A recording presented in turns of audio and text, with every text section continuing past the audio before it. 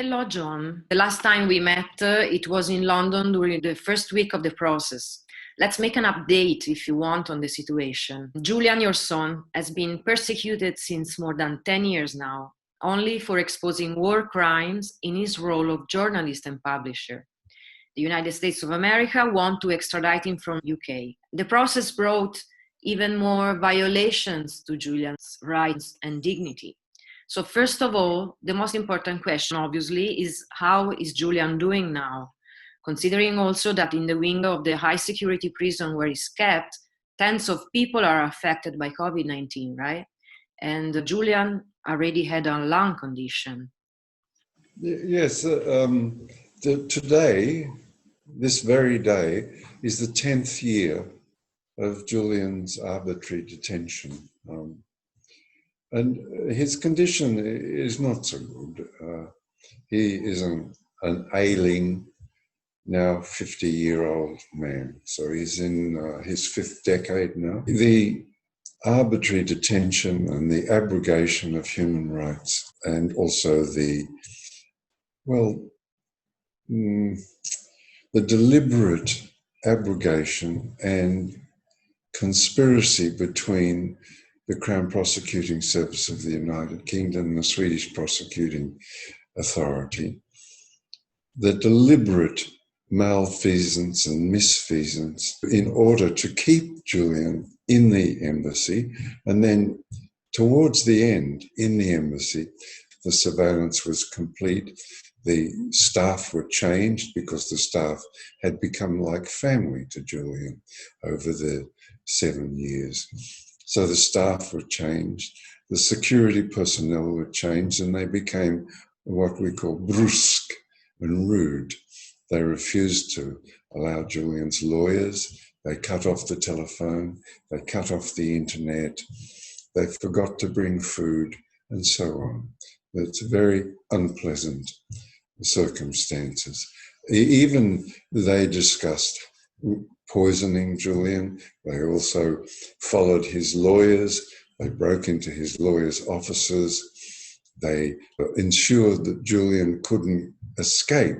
Then they planned to kidnap him. And finally, at the end, they stole all his court papers and transferred them to the United States to enable the prosecution of Julian in the courts. The court trial itself, the hearing where we met, was a show trial. Julian, to speak to his lawyers, had to get on his knees and whisper through a slot in a glass cage to his lawyers who were standing on tiptoe in order to hear his voice. Another item that may interest you is that the superseding indictment was the prosecution bundles, the papers the prosecution serves on the defense witnesses, were 500 pages to 700 pages.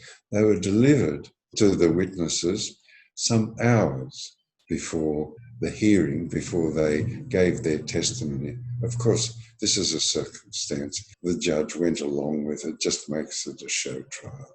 It's a disgrace to the United Kingdom's Crown Prosecuting Service and to the administration of justice in the United Kingdom. I would add to that the government of Boris Johnson, Prime Minister of the United Kingdom, has not said a word against Julian, unlike all the previous governments.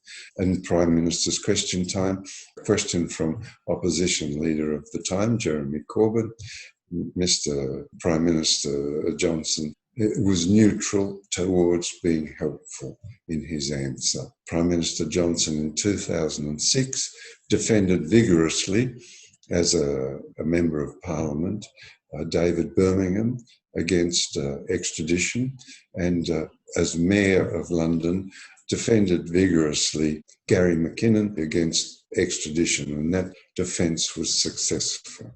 Gary McKinnon was not extradited. Similarly, Laurie Love, it may be amused that the court papers in Laurie Love's case were addressed as follows: Love versus the United States. And The second lot of court papers were the United States versus love. Anyway, the United States failed in that attempt at extradition. I want to underline that in the case of Julian Assange, at least 9 articles of the Universal Declaration of Human Rights are violated. At least 6 articles of the Charter of Fundamental Rights of the European Union. Is arbitrarily detained, is in extreme isolation, suffering from physical and psychological torture. But how about this Article 19 of the Universal Declaration of Human Rights? Everyone has the right to receive and impart information through any media and regardless of frontiers. I mean, so as you just said, also the trial was evidently a deprivation of rights. It was not a fair trial. Then going through the process, the weeks, the witnesses were there in court. 3 things that I mainly want to focus on, then you can add more. But not one person was harmed because of WikiLeaks publications.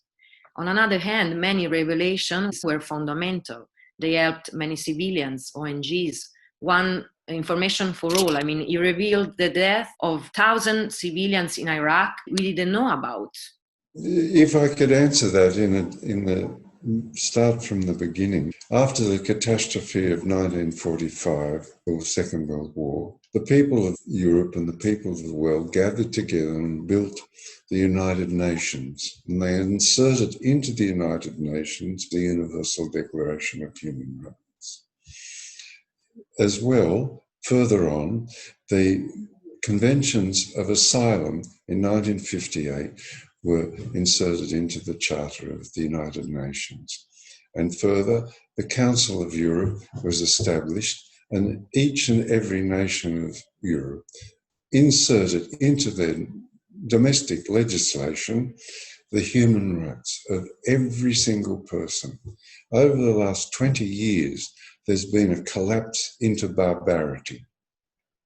So in the Middle East, on the calculations of Gideon Polya, an Australian who lives in Melbourne, he's a scientist, the excess deaths amount to 7 million people. Between 6 and 7 million people have been slain, slaughtered in the Middle East in the 20 years, and 38 million refugees created. When you read the phrase war crime, it is a crime against us that occupying forces of another state have slaughtered mothers and fathers, children, communities. When you read the phrase a crime against humanity, that is a crime against you and I and our children and brothers and sisters, uncles, aunts, grandfathers. That's what it means. And these crimes against humanity and war crimes have been exposed by Julian. So fighting for Julian, insisting that these states obey their own laws and don't take the privilege of murdering for their aims or ambition, murdering communities. Fighting for Julian is fighting for us. We have similar aims to prevent states from abrogating their own laws. In the case of Julian, every single law that would cover his freedom, the freedom for us to read and to know the circumstances that surround us and to discuss with each other how to go about life, what to do, what to approve of our governments, what to disapprove, what to insist that they don't do, or what to insist that they do. All of those privileges, those rights have been progressively abrogated, but fought for by Julian. Fighting for Julian is fighting for ourselves. That's right. If there are 6 million people destroyed in the Middle East, that means around 20 million people grieving. The grief hangs as a pall over the Middle East. And what we do in fighting for Julian and insisting that human rights be obeyed gives some small grain of succour to those people who are grieving. This is really important. So it sits above all of our understanding that this grief must be addressed. And we do so by insisting states obey the laws in the treatment of Julian Assange. The fact that Julian is accused by United States under the Espionage Act, and we are talking obviously about US legislation, so it shouldn't be applied to a foreign citizen. But let's put on aside for a moment this. But in any case, espionage is not defined by international law. It's something relative to the state. No? Universally is considered purely political crime. And it seems like during the process, it came out quite clearly that it was a political process. For example, the judge Vanessa Baraitser asked if she should wait or not for the US presidential election to give the sentence. Is this right? Yes. Julian's been treated as a political circumstance, not a legal circumstance, for the last 10 years. War crimes and crimes against humanity and crimes against the environment, they're political circumstances that the states that committing those crimes avoid or void the laws that forbid that activity. So Julian's circumstances are entirely political. The Judge Baraitser facilitating a show trial is a disgrace.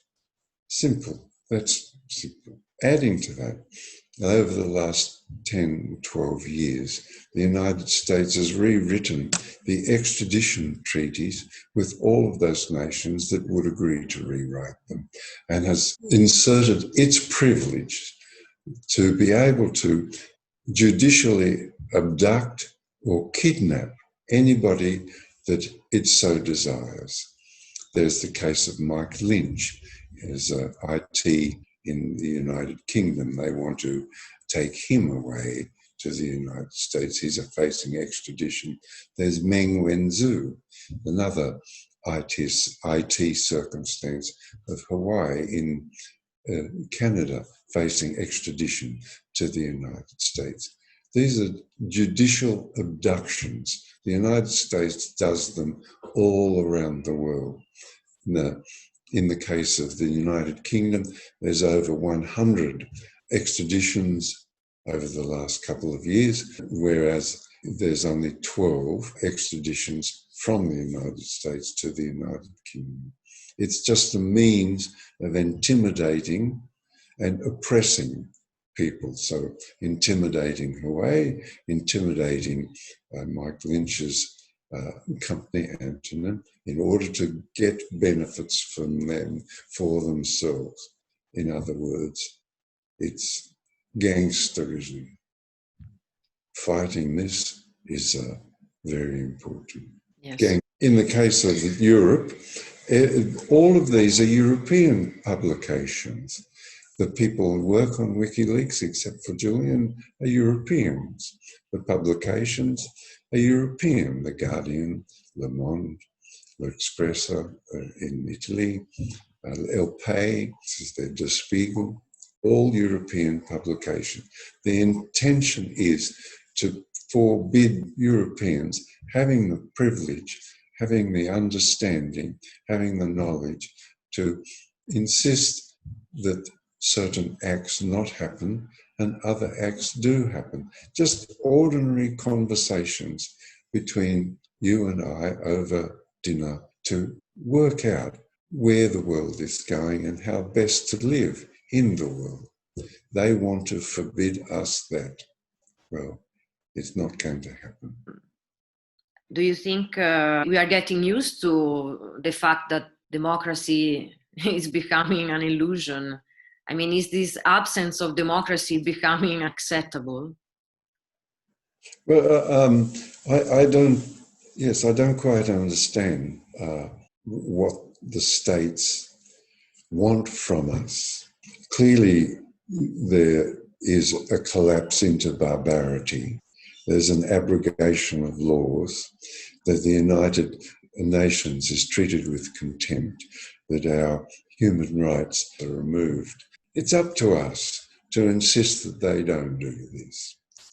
And one way of doing that is just saying no. Just no. No, I'm sorry. You must change. You can no longer, if I was an Italian, I used to live in Umbria, no, I would say no. We don't want 60 US bases in Italy. You know, we don't want atom bombs stored in Sicily. No, we don't want this. We don't want arrangements made between the mafia and the right wing of the secret services and the CIA. We don't want this. You find some other means of organising, but not this. I'm sorry, that stops. Yes, I totally agree with you. So going back to the process, and other things that came out from the witnesses is that in case of an extradition in the United States, all Julian fundamental rights will not be guaranteed. We had many witnesses that said this in court. Do you think that this will help in the decision, in the sentence? Berenice, I don't want to spend all the time speaking about human depravity, but just on the circumstances where Julian would be locked up if he went to the United States, you couldn't contemplate, you couldn't think of these things. No person would think that human beings would treat each other this way. Julian would be under what they call SAMs, special administrative measures. He would be in a supermax prison. So under special administrative measures, you're locked in a small cell for 23 hours a day. Then you're allowed out for 1 half-hour exercise and half-hour in the library. You get probably 6 hours a year with your family, and you can see your lawyers if they can get in to see you.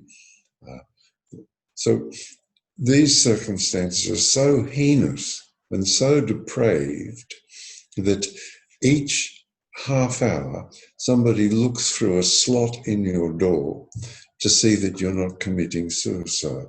In other words, they insist that a prisoner continues to suffer the insufferable. It's absolutely depraved. One man, Abu Hamza, has been in there, I think, roughly 12 years. The prosecuting barrister at Julian's hearing said Abu Hamza made the trivial insistence that before he went to a hearing, while he was on special administrative measures, that his toenails be cut. Abu Hamza has no arms. You can't believe this depravity. So that is the circumstance that Julian would be in, that to suffer the insufferable until you died from exhaustion. What happened after the process? So we are waiting for the sentence that is going to take place on January 4th. In the meantime, what were the steps of the process? Well, I think on January 4th, I feel the defence case is very, very strong. If the Judge Berenice had the courage, already she would have declared the case not to go ahead. There's so much evidence against the prosecution of Julian. There's just a mountain of it. 40 witnesses were heard. There's El Masri, is a man who was kidnapped in Romania, I think, tortured and sodomized in Romania, and then transferred into the hands of the CIA. The CIA realized that they'd made a mistake and let him go based upon the cables. El Masri fought the United States in Germany, and a judge in Munich said that the 13 CIA agents must be arrested. And the United States wrote to the German government saying that this would interfere with relationships between the United States and Germany.